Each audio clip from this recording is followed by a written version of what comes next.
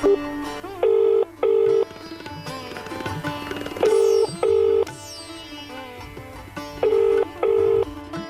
ओम्, कथमस्ति भवती?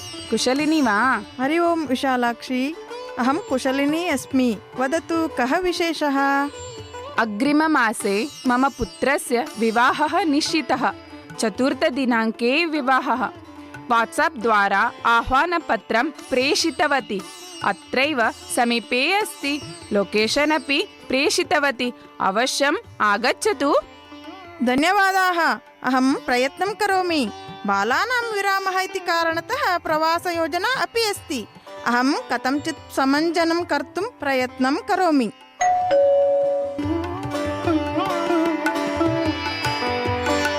स्वागतम्, आगच्छतु भगिनी। हरि ओम् भगिनी, विवाहसज्जता कथं चलति? सम्यगेव। अस्माकं दौर्भाग्यं यदा विवाहः निश्चितः तदा एव स्वर्णस्य मूल्यं प्रवृद्धम्। विवाहनिश्चयात् पूर्वमेव माङ्गल्यहारं क्रीणीमः इति उक्तवती। मम पतिः न अङ्गीकृतवान्। तथा आचारः नास्ति। विवाहनिश्चयानन्तरम् एव क्रेतव्यम् इति वदति। तेन लक्षाधिकं नष्टम् अभवत्। मम पुत्रस्य विवाहे अपि तथैव कृतं भगिनी। चिन्ता मास्तु, आचाराः पाल्यन्ते चेत् सम्यक् एव भवति। वरः कुत्र अस्ति? कार्यालयं गतवान् वा? न, अधुना तु निरन्तरं विरामान् स्वीकुर्वन् अस्ति। तया सह अटति। आधुनिकबालौ किं कुरुतः इति वक्तुं न शक्यते। गतसप्ताहे एव नूतनां द्विचक्रिकां क्रीतवान्। अद्य विवाहपूर्वभावचित्रग्रहणम् इत्युक्ते प्रीवेड्डिङ्ग् शूट्। भवत्याः पुत्रः तु उन्नतोद्योगे अस्ति खलु? विवाहानन्तरं मधुचन्द्रार्थं कुत्र गच्छतः? स्विट्जर्ल्याण्ड् देशं गमिष्यतः इति। विवाहानन्तरं सर्वबन्धूनां गृहं पतिपत्नीभ्यां गन्तव्यम् इति मया उक्तं। तदा महान् कोलाहलः जातः।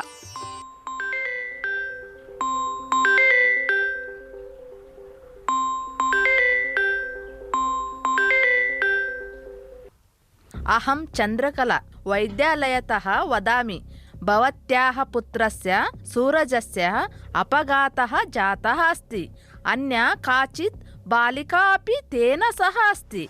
श्रीकृष्णवैद्यालये सः योजितः। भवती शीघ्रम् आगच्छतु। आतङ्कः मास्तु, महान् आघातः न अभवत्। एवं वा? अहो, अपघातः इति। इतः गन्तुं 45 निमिषाः अपेक्षिताः। नेत्रायाः गृहं समीपे अस्ति। ताम् अनुक्षणं तत्र गच्छतु इति सूचयिष्यामि।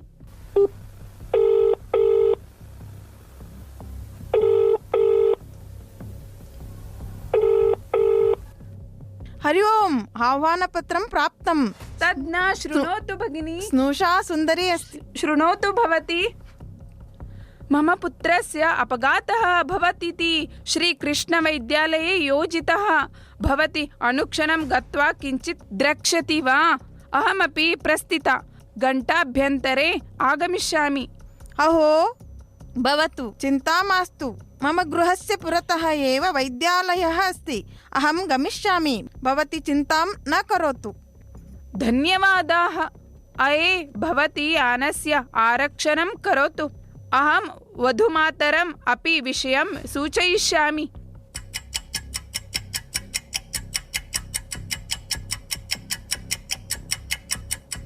यानम् आगतं, झटिति गच्छामः।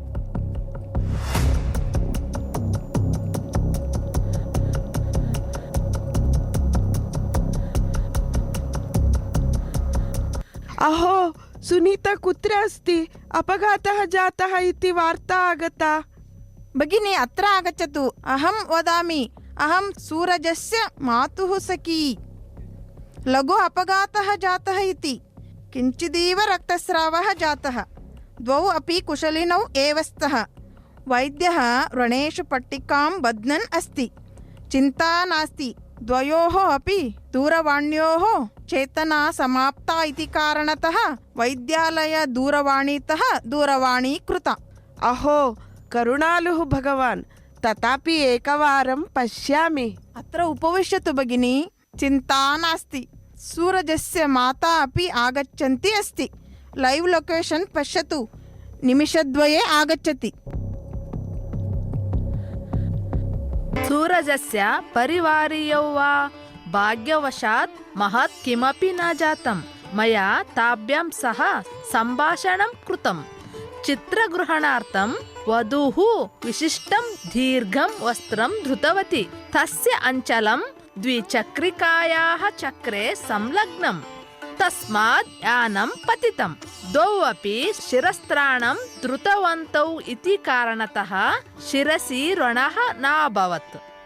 पश्यन्तु भोः, खञ्जौ इव आगच्छतः, तथापि मुखे चटुलहासः तथैव अस्ति। अहो सौभाग्यं, मुखे व्रणः नास्ति। निश्चितदिनाङ्के विवाहः कर्तुं शक्यते खलु?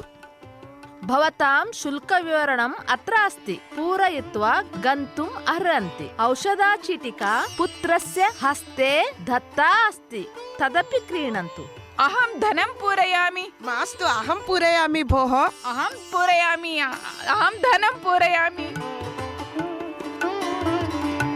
पश्यतु भोः, आधुनिकविवाहेषु प्रीवेड्डिङ्ग् शूट् सदृशाः ऋणात्मक अंशाः सन्ति चेदपि वधुवरमात्रोः बान्धव्यसदृशाः गुणात्मक अंशाः अपि विद्यन्ते खलु?